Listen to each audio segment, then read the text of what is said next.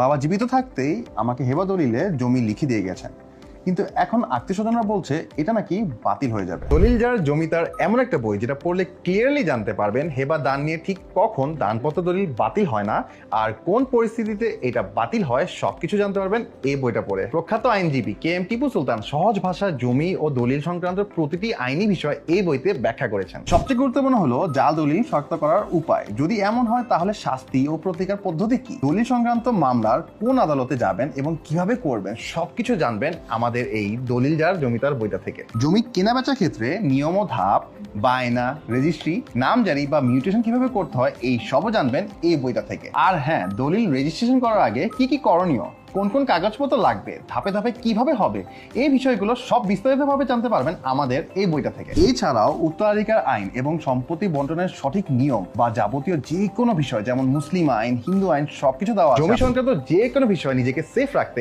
এখনই